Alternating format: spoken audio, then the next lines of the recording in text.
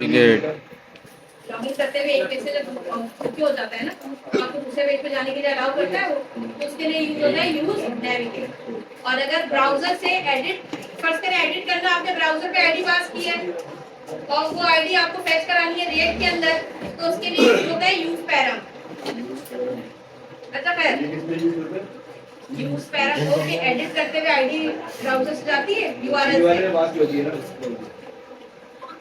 अच्छा मेरी दो चीजें सुन ले किया था मैंने, आप लोगों को एडिट वाला आईडी पास करने वाले काम नहीं बताया था, ये नेक्स्ट क्लास में बताऊंगी, क्योंकि इसके लिए मैंने पूरे मूवी वाला जो है ना काम रिपीट किया है, क्योंकि कुछ बच्चों का रह गया था रिवीजन क्लास वाला, इसलिए मैंने इसको नहीं बताया था।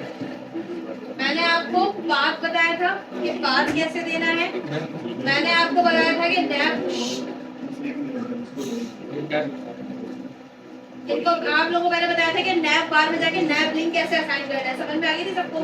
अब आप जब टेम्पलेट लगा लेंगे, जो मैंने बोला था HTML कन्वर्ट टू JSX, जब फाइनल टेम्पलेट आज की क्लास में लग जाएगी तो उसके बाद आप करेंगे लॉगिन वाला काम। अच्छा लॉगिन वाला काम, लॉगिन तो फॉर्म सेम आप बना चुके हैं ना, इससे पहले 1000 बार बनवाया मैंने एक के अंदर। अब लॉगिन करते हुए फॉर्म हैंडल सबमिट का एक फंक्शन है, फॉर्म कंट्रोल के अंदर यूजर नेम वैल्यू है, handle user name change on change पे करवा रही हूँ, जिस तरह करेंसी कन्वर्टर पे करवाया था, ठीक है। और यहाँ पे इवेंट वाला काम नहीं कराया फिर, ताकि बहुत ज्यादा खिचड़ी ना बने। पासवर्ड में भी यही काम कराया, बटन सबमिट कराया, लॉगिन। अब ये क्या होगा, ये जाएगा किस फंक्शन के पास, हैंडल सबमिट के पास। फॉर्म तो आप लोगों को बनाना आता है। हैंडल सबमिट के फॉर्म पे जाने के बाद सेट स्टेट के अंदर दो वैल्यू की है, यूजर नेम और पासवर्ड। यही सेट स्टेट के अंदर जो यूजर नेम और पासवर्ड है ये अपडेट करवा है। अब दोबारा आता है, मैंने कहा कांस्टेंट के एक पे नेविगेट यूज नेविगेट का एक ऑब्जेक्ट बना ले। एक पेज को नेविगेट कराना है तो एक फंक्शन नेविगेट यूज नेविगेट, दो पेजेस को लिंक कराना है, यहाँ आएंगे नेविगेट टू यूज नेविगेट, ठीक है। तीन पेजेस को आपस में भेजना है तो तीन, क्योंकि ये इस तरह बनता है। तो मैं यहाँ पर आती हूँ, मैंने इसको एक तो सेट स्टेट बना लिया यूजर नेम पासवर्ड से, एक नेविगेट। मैंने कहा हैंडल यूजर नेम चेंज, आपको याद है e.target.value, e.target.value याद आया, हमने इवेंट में पढ़ते हुए किया था। कहाँ, सेट यूजर नेम, यानी कि अगर यूजर नेम के पास जो भी वैल्यू इसके अंदर आएगी वो कहाँ सेट हो जाएगी, सेट यूजर नेम के अंदर। सेट यूजर नेम किसको दे देगा, इसी तरह सेम पासवर्ड वाला भी काम हो गया। हैंडल सबमिट पे आते, e.prevent default क्या करता है, premium default value set null form को सबमिट नहीं होने देता।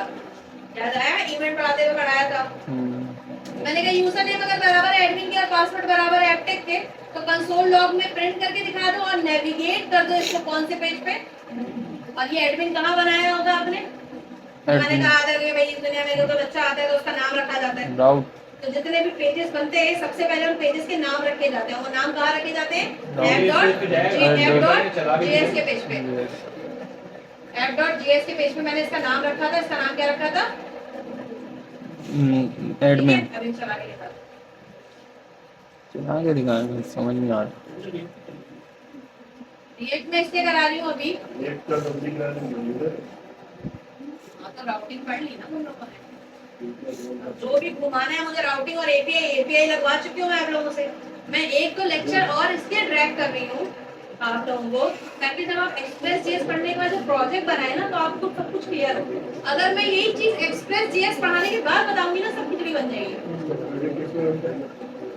Front end React JS, express GS और मोंगोडीबी, लेकिन अगर मैंने रिएक्ट का कॉन्सेप्ट क्लियर नहीं कराया तो प्रोजेक्ट बनाना बहुत मुश्किल हो जाएगा।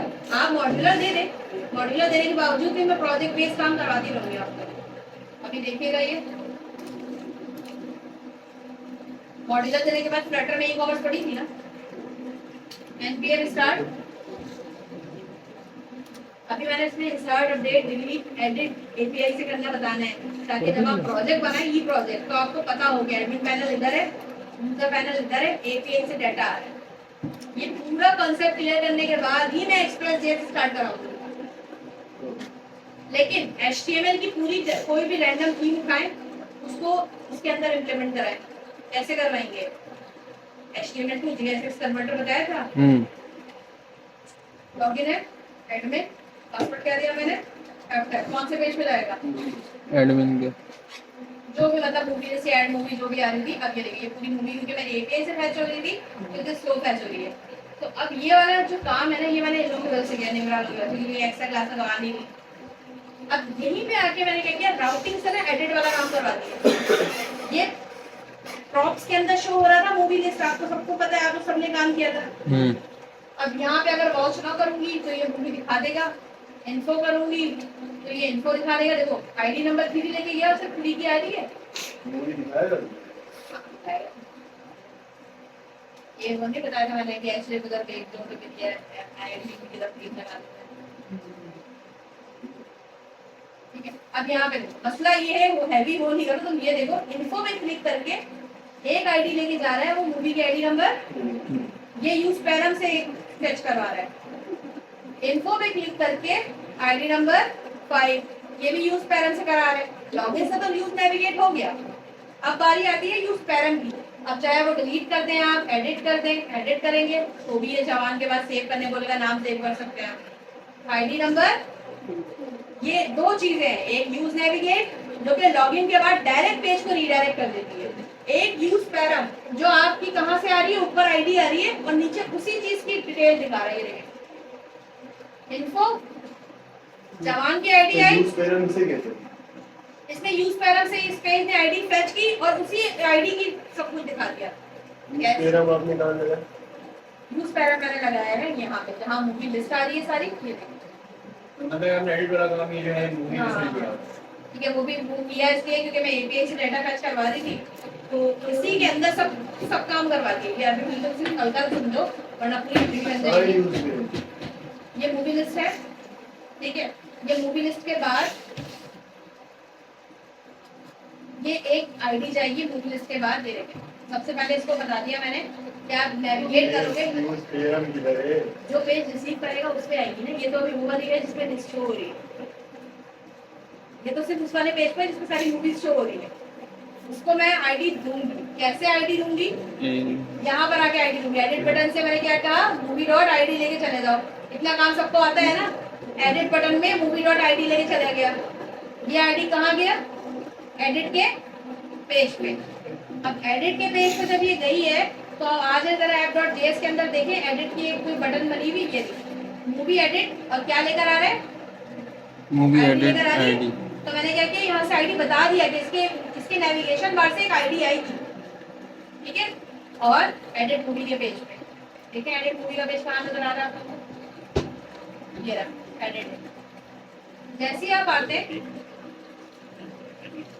आपसे ये पूछता है कि यूज इफेक्ट से अभी तो इतनी खुशी बनाने की जरूरत नहीं है आपको, यूज पैरम दिखा देती हूँ, तुम लोग को शौक हो रहा है।